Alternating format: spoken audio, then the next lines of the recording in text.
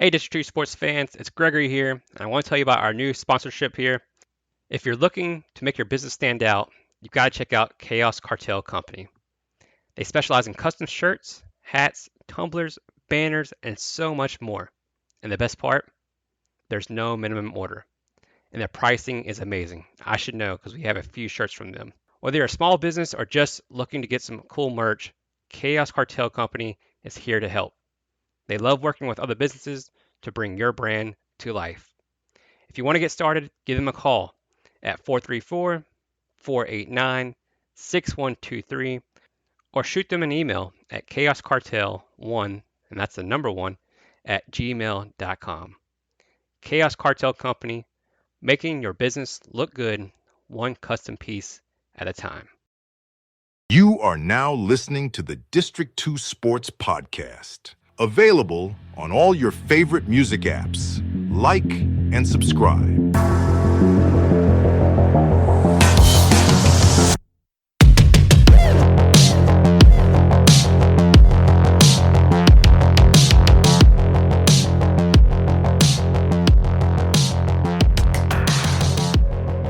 All right, this is the District 2 Sports Podcast. We're back with another episode, another interview with the ODAC. We're here with Coach Mike Maczko of the Bridgewater College Eagles in his first year. Coach, how are you doing today? I'm doing well. Thanks for having me, guys. Well, thanks, Coach. We do appreciate you taking time out of your day. I know you got a big game tonight with the weather changes, so we do appreciate your time. My first question is always for this coaches, kind of to help our fans, maybe even listeners there in Bridgewater, kind of to get to know you. Kind of tell us about your background. I know you played basketball in the Baltimore Catholic League, played at New Jersey Institute of Technology, played at Salisbury, but kind of talk to us about your early days of playing and kind of that recruitment process that you went through. Yeah, I played at John Carroll in the Baltimore Catholic League. We were top 25 in the country my senior year. Didn't start my senior year, still got a Division I offer. Played Josh Shelby was a first round draft pick. He was on the team my junior year. 7-footers. A loaded high school roster, and my dad, longtime junior college head coach in the Baltimore area. So grew up the son of a coach, traveling around, hopping in the dad and my dad's kind of vans going to every junior college there was in Maryland. From a super early age. So son of a coach, grew up just really loving the game and being a sponge, and super lucky how I was raised, kind of just being up in the basketball community and kind of really in the college basketball community at that. Wait, hey, John Carroll, did you know that you wanted to go to the NJIT, or what was the recruitment Yeah, process for so you? I had a really good, I started at Bel Air High School, public school, and my hometown. Then kind of our whole AAU team kind of got recruited to go to John Carroll. We all went there, and obviously the Baltimore Catholic League just as good as high school hoops as there is in the country. So you're playing against high major dudes really every single game. And I knew I wanted to play college basketball at the highest level I could. So that was always the goal in mind. And I was kind of that 6'5", 6'6", kind of combo 2-3-ish was my skill set. And just kind of kept trying to push forward as much as you can. And my senior year, our whole entire team played college basketball at some level. So Tony Martin, who actually just got the Baltimore Catholic League Coach of the Year at Mount Carmel, kudos to him.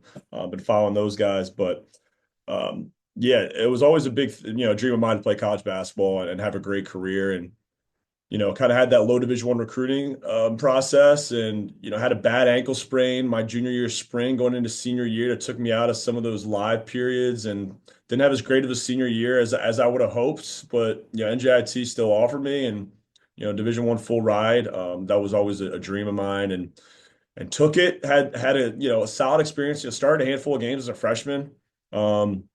We weren't the greatest team in the world. I'll give you that. And my dad played Division III basketball. My mom, swam in Division III. Kind of put everything into perspective. That, hey, what I want out of this college basketball experience. Went to Salisbury, played for Steve Holmes and Josh Merkel, and loved my time there and had a great career. And definitely, super appreciative of my decision to kind of go to a place that that was a great fit for me on and off the court. Well, Coach, I don't want you to sell yourself short. I did some research on your playing days. I saw there's a highlight video of you on YouTube. I almost played that for us, let you see that, but I was like, I don't want to do that to him. But you were all CAC, I think second team for all CAC. But the game I want to talk about is I think it was November 20th, of 2010. Game high 25 points against Juniata. What was that game like? Geez. If you can remember that far. No, I do remember. I think we played Montclair State the day before, and I got in foul trouble. So I had fresh legs coming into that day, and had to redeem myself a little bit. And yeah, I mean, just I was kind of raised just like, hey, you got to be able to do everything, right? So whether it's hey, some nights it's making shots, sometimes it's playing defense and rebounding the ball, and for one of those days, for that day specifically, it was putting the ball in the hole. So yeah, simpler times, definitely. Coach, do you ever get into like one of your meetings before the pregame or just a meeting with all your players and say, hey, look at this highlight video. This is how you're supposed to play the game. Copy this.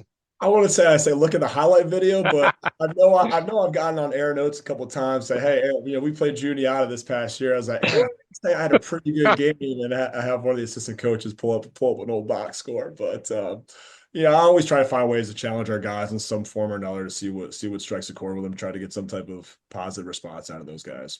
That's awesome. Gregory, did we check his ID before he got on? I know. There's no way this guy's in his first year coaching college basketball. He looked like he just walked off the high school campus. I got the fresh shave this morning for you Oh, guys. okay. Is that what it So, was? Okay. yeah, Well, we appreciate I, it, I had a Coach. light scrub. I'll take that as long as I can. There you go. Well, So do you feel like that, being such a young coach, I'm not even going to ask you your age, so I can just tell by the video and everything, but does that help you relate to the kids on the floor and, how much do they look up to you? Yeah, I mean, I definitely think it does. And again, I'm always kind of pushing the envelope with our guys with the health and nutrition. And to answer your question, I'll be 35 in a few months here.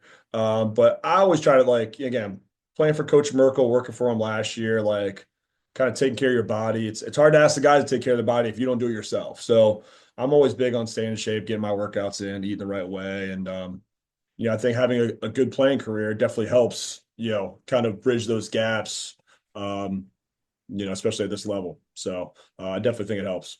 So what exactly brought you to the ODEC? I know you spent some time under Merkel, and what we found out while we've talked to some of these young coaches, including Tom Palumbo down at Guilford, we've noticed that a lot of coaches either played at another school, such as Virginia Wesleyan, I believe that's where Doino went to school, and then he turns and coaches at Averett. You're, coaching at Macon, and then you go to Bridgewater. So how does that, I mean, do you take some of those things with you Yeah. and how does that work? Yeah, I mean, absolutely. I mean, and again, before I kind of was at Macon, I was coaching in New York for about, was it 5 or 6 years? I mean, was a Division II head coach for 4.5, 5 years. And then, it was a tough Division II Mercy College. Super grateful for that time that I was to get that early head coaching experience.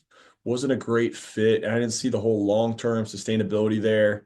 Um, Ended up at, kind of shot myself around a little bit. Baruch College, John Lisi, big time Division III hoops.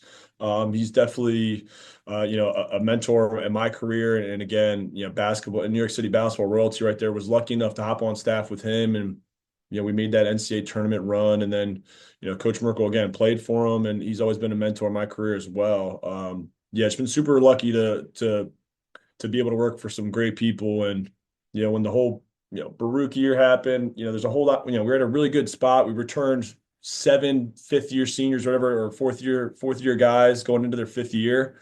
And again, obviously, Coach Merkel's done an unbelievable job at Macon, and that was just kind of an opportunity that I wasn't gonna turn down to work for my former head coach that I played for, and try to do something special. And I thought we had a decent year last year, a pretty good year to make a run to the Sweet 16 last year at Macon. But yeah, just been really lucky, really, really blessed and fortunate to work for some great people, and kind of advance my career as it's gone along to put myself in a position to be the head coach at Bridgewater College. Well, I know you've seen it firsthand. So, the thing that we're really enthralled with is, we try to keep up with everybody at the beginning of the year. They started off at making 3-3, Yeah. and now they're sitting at 20-3. So you Yeah. being being right there on the sideline last year, I mean, to win 17 straight games and then you play a non-conference, I guess, beginning of the schedule, get some of the teams that they were playing. It's just, is that something that you're going to try to model yourself after at some point in time? Yeah, I mean, you take a look at their roster from last year, losing some key seniors that have played in big games. I mean, Daniel Bonga as good as any player in the country last year, and you lose a couple other key role players, Lance Johnson, Will Colbert, that have played in big games and big spots. It doesn't. I figured they might. There's going to be a little bit of an adjustment period for those guys, kind of figuring out and getting settled in a little bit. But again, I mean, Coach does such a great job over there, and again, super high character guys with Pulley and Robinson. It was only a matter of time before those guys got firing on all cylinders. And yeah, if we're not playing, I'm definitely rooting from afar for those guys. But Coach, yeah, kind of a tongue-in-cheek kind of question, but is it easier to play or to work underneath Coach Merkel? that's a good question. Um, so I played, obviously played for my senior year, and then it was what, 13 years ish later, 14, whatever the amount of years it was later. So, again, I've worked at a good amount of places for some really good coaches. So, um, that's a good question. I don't know. I'm gonna have to get back to that. Probably a Good. split. I mean, it's tough. I like that. It's I love playing for him and I love working for him. So I Gotcha. mean, it's tough. And again, yeah, everything isn't always sunshines and rainbows all the time. But I mean, I love working for him. It was awesome. Learned so much for him. And he's just an awesome person on and off the court. And then playing for him, I'd run through a wall for him. So, yeah, super grateful for both experiences. Well, Coach, you mentioned some other coaches and universities you've been at, as far as like an assistant coach and a head coach, but um, probably one coach maybe probably been the most influential on you is maybe your dad, Terry, who's been out there in Baltimore. I think coached over 20 plus years there, maybe a prominent figure there or legend even. Or 400 wins. What has he been able to instill in you, or lessons you've ever learned from him? Yeah, I mean, again, him and I talk all the time. Again, there's nothing I haven't gone through that he hasn't seen or gone through. Yeah, it's just a great soundboard to kind of vent to sometime more. It's more venting lately than anything. And again, just to kind of have some checks and balances and back home. Yeah, he's been huge in my career and development. And again, just kind of having instilling that work ethic and okay, hey, every year, every season is gonna be great. You got to keep pushing, you got to keep doing your job, you got to keep, pushing the program forward right now, and again, we've had a tough stretch here. Um, but just kind of having some, again, I've been lucky enough to work for and have some great people in my life to help, um, kind of help guide, and I can kind of check in with the, hey, what do you think about this or whatever it may be. So, definitely lucky to have that support system. You see, Gregory, see, he goes to his father and gets, information and looks after him and, his dad passes him down stuff. You got to start following directions, okay? You just got to follow. See, you can learn things from these podcasts too, besides just asking questions. I just want to let you know that. But Coach, you mentioned a major thing that has kind of stuck with me a little bit. Um, we've considered the ODAC the SEC of Division III.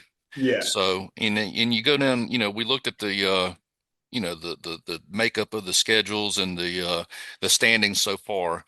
So, there's no secret you're 3-11 in the conference right now. Yeah. But with two games to play, you still got a shot to make the Yeah. final eight, I guess you want to say. So, what's the message to the team for the next couple of games? Yeah, I mean, I think it's just like, hey, it's just pride right now. I mean, everyone knows we are who we are at this point in the year. So it's just like, yeah, there's not a whole lot of X's and O's that we can really go over right now. It's just like, guys, are we going to compete and try to do all these little things and win the 50-50 battles and kind of do what we control for 40 minutes or we're not, you know what I mean? And again, we talk about it, man, like, hey, we're not getting tomorrow back. Like, hey, let's just have a great practice, have a great shoot around. Let's get off to a great first 4 minutes of the game. Just trying to, win these small battles and then hopefully get the end result at the end of the game that we want. And again, just like you said, I mean, there's 2 games left in the season right now. You never know what could happen. And again, we want to make sure we got to keep pushing to keep getting better and use stuff as, we may lose a game, use it as a learning experience, keep finding ways to get some W's with this group and keep pushing forward. So yeah, again, talking to Coach Maczko a little bit before the Virginia Wesleyan game. I mean, he mentioned like this league is just super unforgiving. You can have a tough stretch of games against top 25 team after top 25 team, and your team, we're still fighting for that maturity and growth internally to, okay, hey, again, we're not getting any games back, but we just got to try to go get the next one and try to keep being better. So, yeah, we just got to keep chipping away at it. How many phone calls have you made to Doino at Averett and to Ferrum and to Palumbo down at Guilford to make sure that they carry out business and get some victory so that you fall to that next spot? Nothing yet. I mean, Coach Palumbo is sitting in a good place right now in the ODAC standings. I know I know the rest of us are still yeah, we're preying on each other's downfalls if I had to guess. So we all know what's at stake right now. So I think we're good from that standpoint. Coach, I wanted to go back to Mercy College again. We're the same age. I'm 34 as well. So, when I graduated college and I'm mid 20s, I couldn't handle coaching a team. I couldn't handle maybe being a boss or a manager or something like that. So, you're a young guy coaching a D2 college basketball team. Did you feel like you were ready for it, or did you kind of fake it until you made it? But I mean, also Mercy College had won just 2 games and I never reached double digit, and you got them to that point. So, Yeah, job well done. yeah, no, I appreciate that. And again, like, the son of a head coach at that, you know what I mean? Again, I've seen my dad just operate the head coaching life for literally my entire life. So it was nothing that I wasn't ready. And I was like, I'm big on like, hey, taking on like attacking the job. Like I wanted it all, and I still do, like I want to keep pushing forward. And um, I think through my dad's like kind of junior college success, like, and again, I've always been an absolute basketball junkie, sponge for all that stuff. So I thought it kind of translated perfectly just with like from the recruiting aspect to, Division two is kind of that gray area of college basketball. There's a couple players on the Mercy roster that played for my dad. So there were some connections there that helped. But I think kind of that, just through my unique background, I think it wasn't anything that I wasn't, ready for. And again, Mercy is a tough spot. Not resources is not a word I would use to describe. And again, I know Mr. Colcon over there does a great job of pushing those programs forward. But at that point in time, we're only working with so much stuff, and had some good small successes there. We brought in a rookie of the year, had a big man that led the nation in rebounds, and then did a grad year at Xavier in the Big East. So I mean, we did some really really good things there, and again, wish those guys the best of luck. And Coach, you mentioned in your introductory press conference there at Bridgewater that you coached D2 for 5 years and you kind of failed early, which kind of helps you succeed later as you go on. Can you just talk a little bit more about that? Yeah, I mean, and again, you mentioned I think I was 27 when I got the head job there. You got to, I think in order to succeed first, you got to fail some. And again, every job and every conference has their challenges and that we're still fighting for and pushing for here. So it's just kind of like, hey, when stuff's not going your way, you're going to feel bad for yourself, or you're going to, hey, let's put the boots back on, one foot at a time. Let's get back to work. So just kind of understanding this terrain a little bit. Kind of, it's tough, easier said than done to be patient sometimes and to not be so hard on yourself. But I know we're doing the right things here. We're gonna get this program to, make it a run at this ODAC, and ideally not holding our breath going into last week next year. Gotcha. Kind of last question about your background. You got the job there at Bridgewater back in May of 2024. What was that feeling like to be back as a head coach after several years of being an assistant?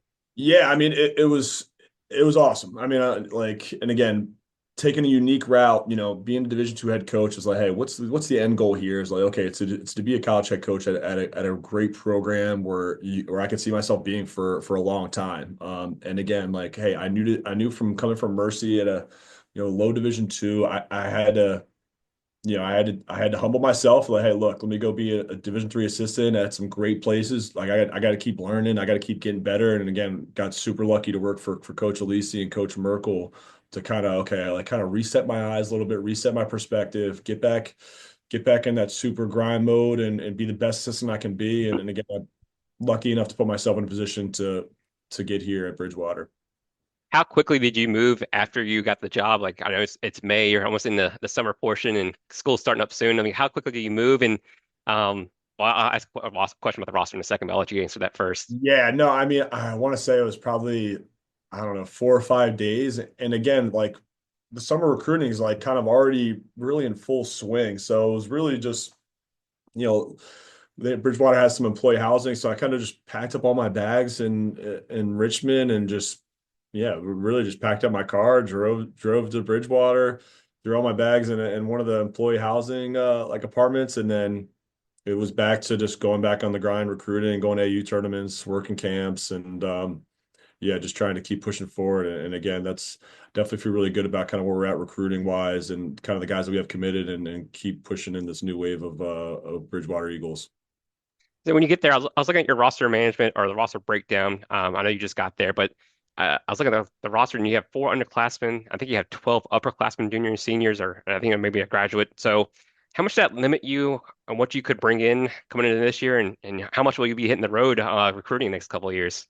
Yeah, I mean, definitely going to be hitting the road super hard. And again, it was, Coach Enright did a great job last year, this past stretch of years, kind of putting this roster together, getting those guys to buy into kind of what he was doing. And, you lose a guy like Alec Topper and a couple other pieces last year. And I think we've just, and again, we're still, some people want, hey, Coach, I want a bigger role. You know what I mean? But like, hey, with that bigger role, there's more responsibility, there's more pressure, and um, again, kind of easier said than done sometimes. Where hey, man, like if we don't play well, it's going to be tough to win. So, especially in this league when you're going up against top dogs every single night. So, um, I think as we kind of continue to push this program forward, bringing in just super high character guys, super competitive guys, guys that want to keep getting better, their own personal growth on and off the court. That's kind of the identity and the kind of the mold that we want to keep looking for and keep recruiting. So, and again, I love being in the gym. I love going to recruiting events. I mean, it's if you don't, this isn't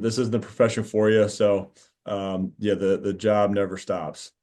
Coach, leave it to me to bring bring the gloom and doom to the conversation. So I'm the stats nerd. So I go through some of the, I didn't really go through the individual stats, but I just looked at your team stats and just wanted to bring a couple things to mind and just ask. I mean, hey, sometimes it's just that year. So just one of the things that come to my attention was you're averaging 64 points a game, and the opponent's averaging 71.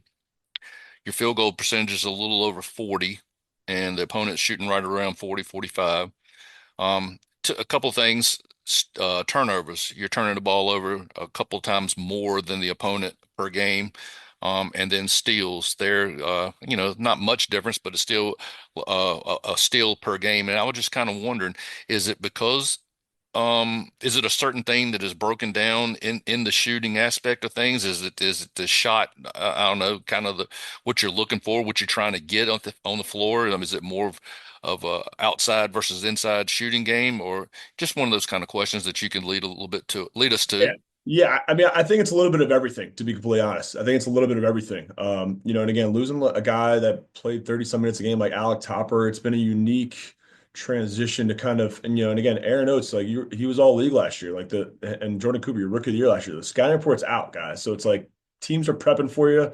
You're going to see different coverages. And yeah, we need those guys to play better. We need other guys to play better. So I think it's a little bit of, everyone's just got to keep pushing for a little bit better and a little bit more growth right now. And Malik Richardson, sophomore, didn't play last year. You know what I mean? He needs to keep getting in better shape, and he's had moments where he looks great. He has his other moments where he needs to keep getting better. So I think it's just kind of a group effort where everyone's got to take a step forward. And yeah, and again, hopefully we can put it together this last week, going into hopefully making a run of the playoffs. So. Coach, sorry. I just want to mention, so I'm kind of curious as a coach's perspective, kind of what goes through your mind. So currently you're on a 7 game slide, but you've had games where you're playing against Virginia Wesleyan, the 3 point game. You played Hampton State to a very close one as well. What's kind of going through, or what's the conversation in the locker room like? And kind of for yourself, what's the conversation going in your head? Like, hey, this team is showing they can play well, but they have some times where they, are inconsistent. So what's the conversation like? Yeah, if you take a look at our last stretch of games, we have had some moments where we've battled against some NCAA tournament teams, right? That being said, it's outside of Aaron Oates, we're starting three freshmen, or sorry, three sophomore and a freshman. So it's got a young crew that's kind of taking these punches going up against some super veteran teams. So, and again, I'm not big on hey, this is a nice little, we played hard, like the moral victories are, it's tough for me to swallow. Again, I've been lucky to be a part of some winning programs these past couple of years where it's just tough. I'm a competitor. I haven't slept much these past month and a half, whatever it's been. Um, but that being said, it doesn't mean it's not true, though. You know what I mean? So it's like, hey guys, we did a lot of good things. We got to keep pushing for better. We got to be better in these pockets, whether it's understanding shot selection, flow of the game, who needs to get a touch, whatever it may be. Um, so again, we're finding those small victories, and again, conversation locker room. Again, it's just that's what it's. If we just keep pushing to be a little bit better, the wins will take care of themselves, and that's all we really talk about right now in the locker room is just those little segments. Hey, let's just keep being better. The wins will take care of itself. Hey, if we tighten up the rebounding, the turnovers, better shot selection, you're gonna shoot better, you're gonna play better, and yeah, and hopefully those add that up to wins. Coach, I know we're towards the end of the season now. I'm just kind of curious of your outlook.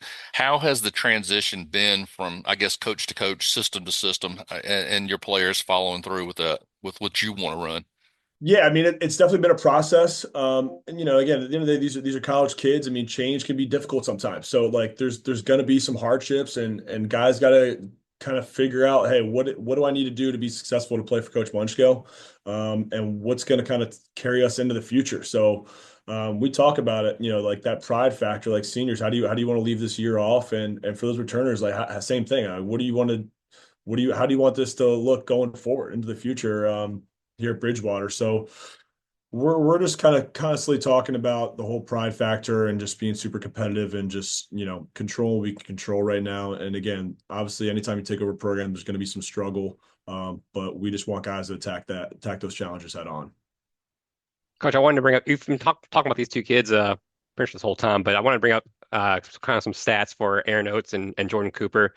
Both of them having a pretty good year. I think Oates is near top 10, and Jordan's there at 9, top 12 in assists, top 4 in rebounds, top 4 in blocks, top 4 in steals, and they're both top 5 in minutes played. What have they meant to this team this year, and how can they improve upon the season Yeah, ending? I mean, as they play better, as they play well, when those guys are both playing good basketball, and again, like the points and the rebound stuff is great, but just like from hey, when they got their head screwed on tight and they're doing the little things, whether it's ball screen coverages or just keeping our offense, keeping the ball popping for us, and attacking and being aggressive in those right spots. I mean, that's when we played our best basketball this year. There's no hiding that.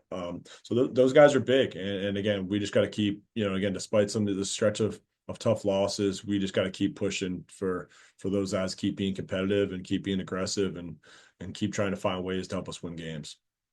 And you've been an assistant coach, you've been a head coach and assistant coach, but like how being an assistant coach, how much do you put on your assistant coaches now with Coach Michael, Hatcher, Cook, and I think Mr. Sheldon there? So how much do you put on them on a day-to-day basis? Yeah, I mean, I think when you have a kind of a young-ish team kind of playing in that top rotation and keeping some of these other guys' heads in the right place mentally. I mean, I put a lot on those guys. Hey, make sure we keep checking in, make sure we're grabbing breakfasts, lunches, and dinners, and those guys, and keep being a good sounding board to those guys. Make sure they're hearing what they need to be hearing. It can be some brutal truth sometimes, but it's also got to be a little bit of love too.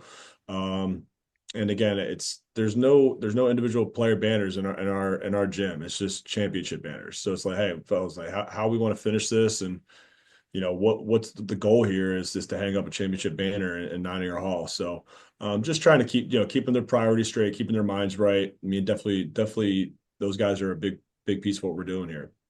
You played Lynchburg College to a 2-point game loss early in the season.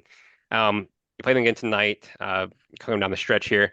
What's the game plan? Is it you change it much different? Just a 2-point game last time, or how do you attack tonight?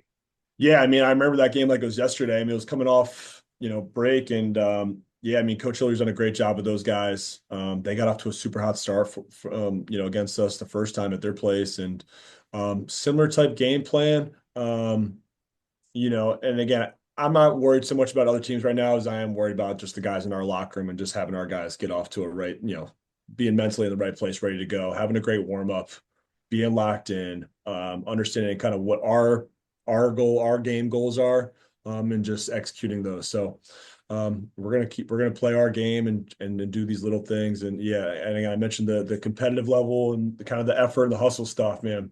That's what we got to make sure we take on full steam to get this team and to give ourselves a chance to win tonight. I apologize. I hit my headset mute button as well, besides the one on the computer. But Coach, I know you've coached and played on just about every level, D1, D2, D3 levels, coached and played. Can you tell a difference, or is there a difference on each level from what you can tell? In regards to what I mean, obviously, like the The division pl one, the division, players, just yeah, the it's definitely like the athleticism and the size. I mean, the skill set is not. I mean, don't get me wrong. There's definitely, it was a grad assistant at Georgia Tech. The ACC skill set. There's some guys that are just a different breed. And again, some of these high levels of Division two, going against Tobin Anderson and St. Thomas Aquinas, where that whole starting five ended up being on the Fairleigh Dickinson team that beat Purdue. So I think the skill is there's definitely some levels to it, but yeah, obviously the size and athleticism have been the biggest real jumps. But again, good players are always going to work hard. Good players are going to work on their game, but they're going to have a good skill set. And you take a look at guys like Keyshawn Pulley at Macon or Brazel at Sydney, and Fernald. Some of these super skilled guys that Brazel was bigger, a little bit taller. I don't know if we'd be talking about him. So yeah, it's definitely the size and athleticism, and the speed and with that goes along with the athleticism is probably the biggest changes through all those levels. Coach, last one for me. I want to talk about kind of go back to your press conference again. You mentioned the Bridgewater community. It's a tight-knit community there. They're very supportive of the university. What has their support or from the booster club or athletic program? What kind of support are you getting there, and how much has that helped you? Yeah, no, we had our alumni day last weekend, had a good turnout. Yeah, it's been great so far. And again, kind of my outreach to those guys and getting to know our alumni base and the community. And again, you see the moments and the flashes of, hey, we're playing really high level basketball. And I think, hey, as we just continue to progress and move the program forward, we start to kind of bring in some more, more of our types of guys. The program will get where we want it to be, and they understand it. And again, we've done a really good job recruiting so far going into next year, which I'm super excited about, and just going to continue to keep building stuff the right way. And with this returning group, I expect those guys to learn from the mistakes and missteps from this year and understand what the standard looks like and needs to look like going into the off season. So yeah, super excited for the future and to keep pushing.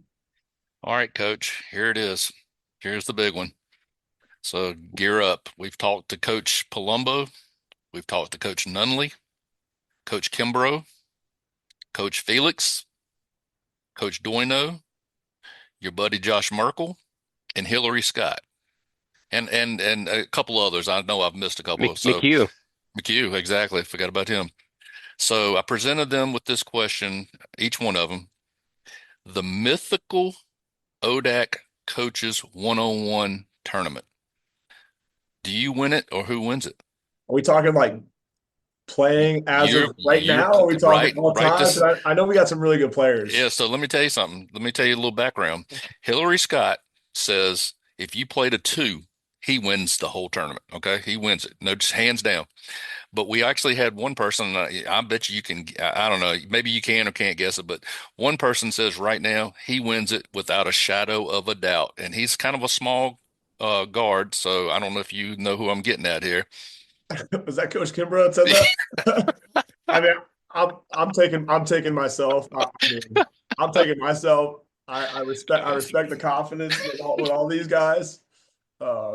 But I got a lot of confidence in my play abilities. Look, when you see him again, he'd never back down. When I said who wins this, me. I mean, it was just that was I simple. I know he was a gritty, great, really good player as well. I'm not too far from a different position with that same mindset. So I mean, I can definitely respect the crap out of that. Well, I know you're 6'5", go 6'6", goes somewhere. So we might have a new leader in the clubhouse is all I can say. But Hillary was really funny because he said, I can win this thing. And then he paused and says, as long as we only play to two. Yeah. So, no, I have to ask everybody that just seems to be such an athletic and young conference of coaches. Yeah. And I feel like I'll tell you as well. I feel like you're a class act. I think you're going to put a big punch into this Bridgewater program, and I can't express how much it means to me for you to be on here today. So thank you so Yeah. much. Yeah, I appreciate you guys taking the time. It's been great to talk hoops with you guys.